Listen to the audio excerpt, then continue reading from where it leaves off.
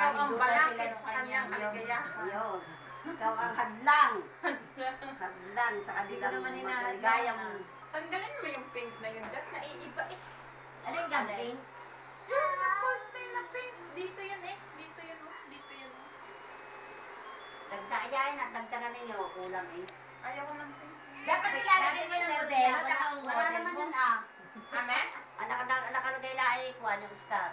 Sabi ko dapat nilalagay niya ng modelo at ako ang modelo niya. Ari ko yan, nila.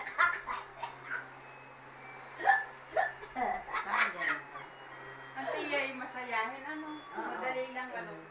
Nagpaparikuan niya. Para yan hindi mo akalaan ang buhay niya doon sa kakalagay. Nag-aaral ka tayo mulaan.